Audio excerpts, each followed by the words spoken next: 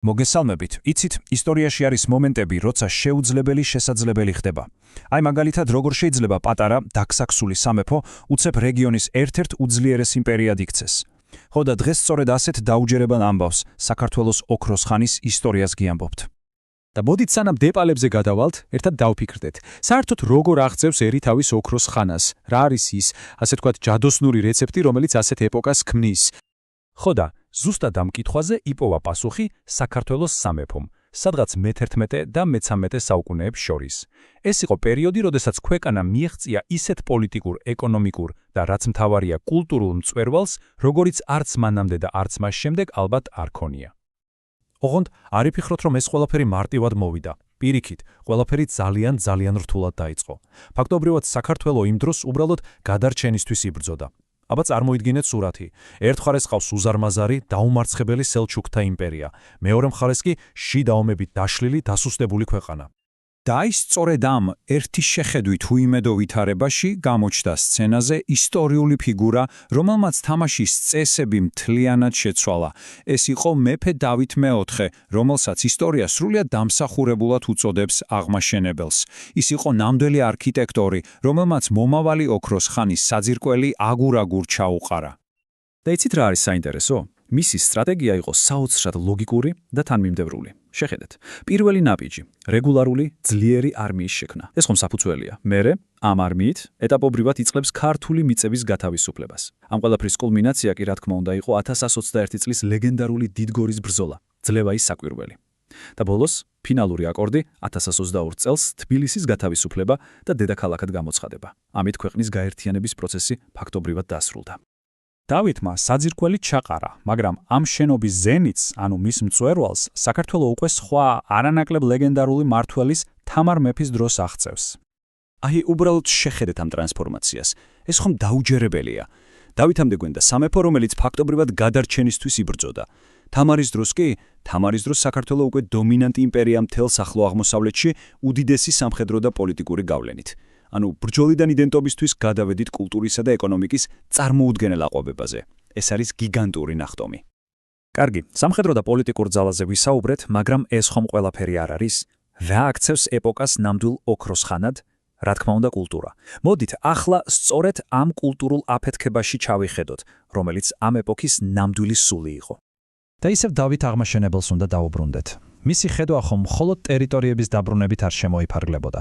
მან დააარსა გელათის აკადემია, რომელიც იყო, იმ დროის ნამდვილი ინტელექტუალური ჰაბი. ტყუილად კი არ ეძახდნენ მეორე იერუსალიმს ან ახალ ათონს. აქ ასწავლიდნენ ყველაფერს: ფილოსოფიას, რიტორიკას, მუსიკას, ასტრონომიას, მათემატიკას. წარმოიდგინეთ, ეს იყო იმ დროის ცოდნის ნამდვილი შუქურა. ამავე პერიოდში არქიტექტურა მიაღწია ისეთ მწვერვალს, რომ მის აღსაწერად სპეციალური ქართული სიტყვაც კი გვაქვს: ხუროთმოძღვრობა. ეს არ არის უბრალოდ მშენებლობა, ეს არის ხელოვნება, სადაც საინჟინრო გენიოსობა და წარმოუდგენელი სილამაზე ერთმანეთს ხვდება.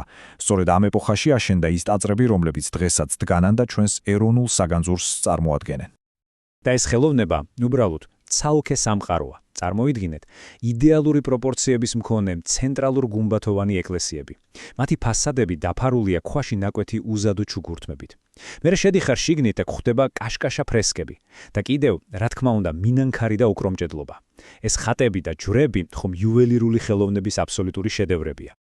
და რა თქმა უნდა, როცა ოქროს ხანაზე ვსაუბრობთ, როგორ შეიძლება არ ვახსენოთ მისი ლიტერატურული მწვერვალი, შოთა რუსთაველის ვეფხის ტყავსანი. ეს არ არის უბრალოდ პოემა, ეს არის იმ დროის ფასეულობების მანიფესტი, ჰუმანიზმი, სიყვარული, მეგობრობა, სამართლიანობა. როგორც მოგვიანებით სულხან საბამ თქვა, ეს პოემა მთელი საქართველოს სამეფოს სარკე იყო. უკეთესად, ალბათ ვერც სიტყვი. მაგრამ როგორც ისტორია გვიჩვენებს, არაფერი გრძელდება სამუდამოდ, არც ოქროს ხანა. ჰორიზონტზე უკვე მოჩანდა ახალი, გამანადგურებელი ძალა, რომელიც ყველაფერს თავდაყირად დააყენებდა. დიახ, მე-13 საუკუნეს საქართველოს საზღვრებთან მოყვავს ძალა, როგორიც მსოფლიოს მანამდე არ ენახა. ჩვენი ისტორიის სცენაზე მონღოლთა იმპერია შემოდის. და უმრავლოდ შეხედეთ, რა ელზვის სისწრაფით ხდება ეს შემოbrunება. მე-13 საუკუნის დასაწყისში, თამარის დროს, ქვეყანა თავისი ძლიერების პიკზეა. სულ რაღაც 30-იან წლებში იწყება მონღოლების შემოსევები და საუკუნის შუა ხანისთვის აყვავებული სამეფო უკვე დასუსტებული და დანაწევრებულია. წარმოუდგენელი სისწრაფით მოხდა ეს კოლაფსი. და აქ ჩდება კითხვა, ესე იგი, ყველაფერი დამთავრდა, ოქროს ხანის ისტორია აქ სრულდება, პასუხი არის კატეგორიული არა. სწორედ აქ იწყება ამბავი გამძლეობაზე. ეს ალბათ ერთ-ერთი ყველაზე შთამბეჭდავი ნაწილია.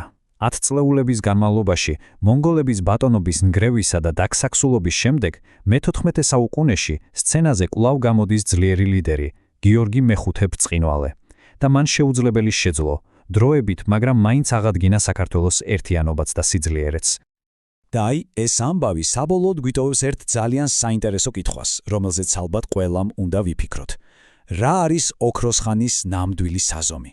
მისი დიდების მწვერვალი, სამხედრო ძლიერება და სიმდიდრე, თუ ის გამძლეობა და ის სულიერი მემკვიდრეობა, კულტურა, რწმენა, იდენტობა, რომელიც ყველაზე დიდი კატასტროფების შემდეგაც კი ცოცხლობს და ერს არსებობის ძალას აძლევს.